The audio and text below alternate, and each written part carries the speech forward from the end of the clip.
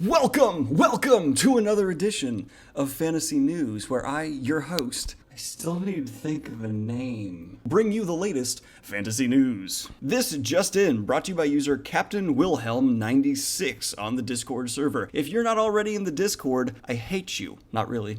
Apparently, Dave Bautista is heading to Arrakis. That's right, he's been cast in the new Dune movie. Now, I was originally not very excited for a new Dune movie. I'm just not that big a fan of the original book. I respect it for what it accomplishes, but it doesn't really fit my personal taste when it comes to sci-fi or sci-fantasy. But it's being directed by the same director who did Blade Runner 2049, a movie that is legitimately in my top 10 movies of all times, and now it has Dave Bautista involved, one of the best members of the MCU cast, and a man who is just legitimately funny, intimidating, and can act surprisingly well. I'm excited.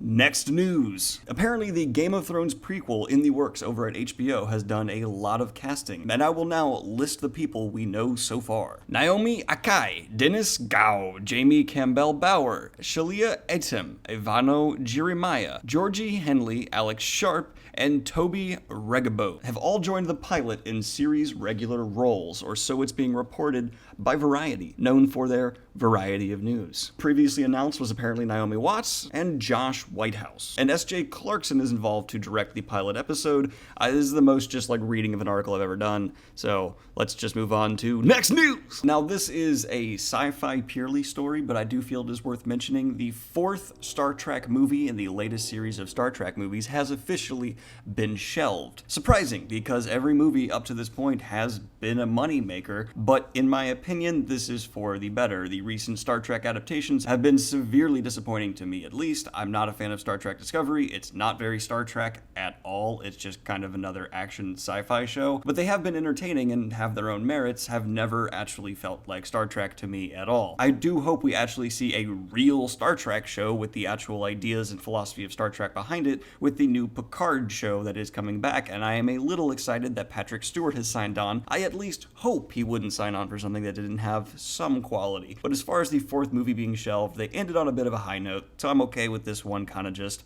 going away into the mists of forgotten series franchises that won't really live on past the decade they were made in. This just in for a Fantasy News quick news story. Apparently, The Witcher producer is confident fans will like Henry Cavill as Geralt. That's not news. Why did this site report this? winteriscoming.net. That's like saying, oh, Tarantino thinks his next movie's gonna be good. No sh**.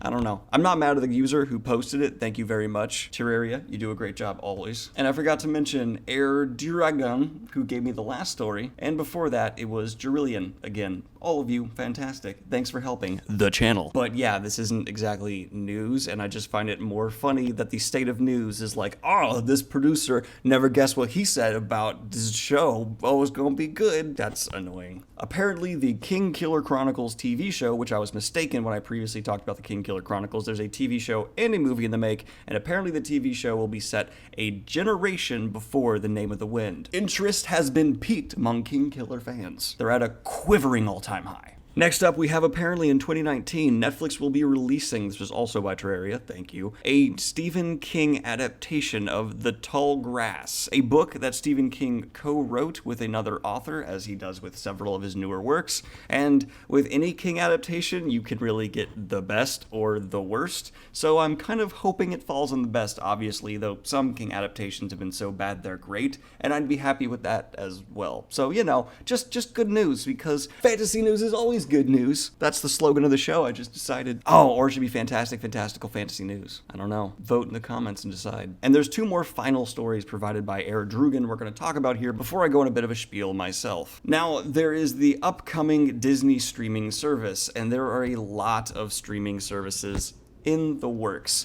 This one I do think stands a chance, just because of the amount of IPs Disney does hold in its pocket. They will draw in a massive subscriber base. Basically another money printing machine for Disney. The implications for this, though, could be concerning. We've already seen most of the Marvel Netflix shows being canceled, most likely, in my opinion, to be revived over at the Disney Plus streaming service as kind of a look, they're back. Give us your money. Deal. There also could, I think, legitimately be movie exclusives for Disney and Marvel and all the things they own over at Disney Plus, pretty much requiring that everyone and anyone who wants to be involved in the MCU and isn't willing to pirate or steal will have to be giving Disney money on the regular. I actually have a bit of a conspiracy theory here that the Dark Phoenix movie will have an incredibly limited theater run and then will be quickly hushed and shuffled on over to the Disney Plus streaming service, pretty much saying if you want to finish out the X-Men universe that we all started with decades ago, you're gonna have to go ahead and sign up for the Disney Plus streaming service. I know I am, because I need to talk about these shows and things and movies, so I'll be giving them my money. And apparently in the final story, it turns out that Picard's gonna have a radically altered situation for the new Star Trek TV show that's coming out over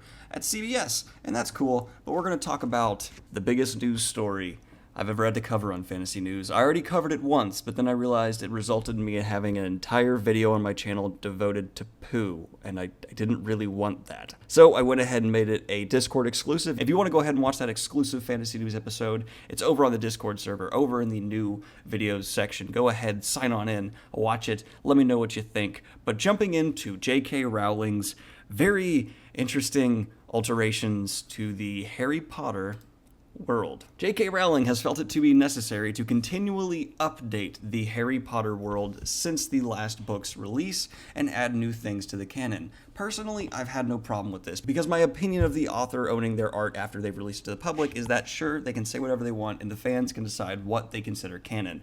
I just kind of always had that stake. But when an author states something that is canon that is so ridiculously dumb and world-breaking, I can understand why everyone across the board would get upset. For those of you who don't know, J.K. Rowling felt the need to release the information that apparently Hogwarts up until the 18th century did not have indoor plumbing, and instead wizards just vanished away their fecal matter and urine. I don't know why she said that, but she did. It does legitimately break the world, because one, we know that children under a certain age don't use magic, so what were they doing beforehand? We also know that the first few years don't learn these higher level spells, such as making things disappear, so what were they doing? Asking older students and professors? That's awkward. Why did you include this? It raises so many questions. We also know matter can't be destroyed, so it's having to be transformed and transported somewhere.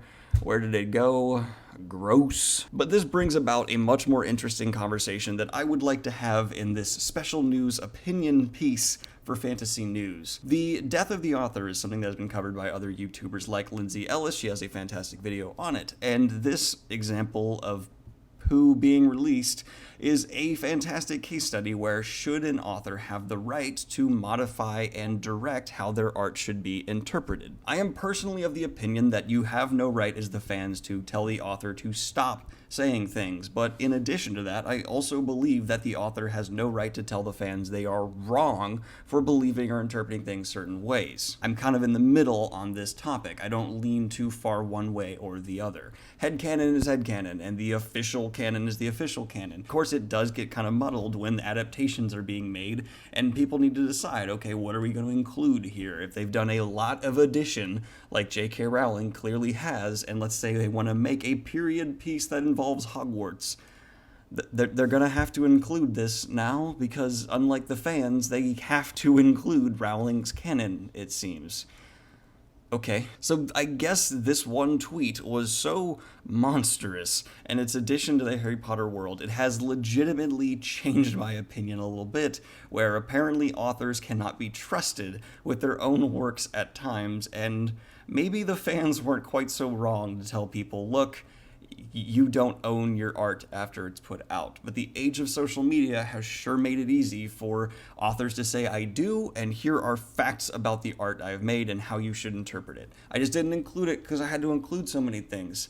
And that's not really a great excuse, and in addition to that, it can really hurt how individuals interpret what otherwise was left up to the individual to interpret. So I get both sides, but now I do feel with this release that I've been pushed much more towards, look, authors, leave it alone. That's just my opinion, though. I'd love to know yours in the comments section down below. I'm Greene Daniel.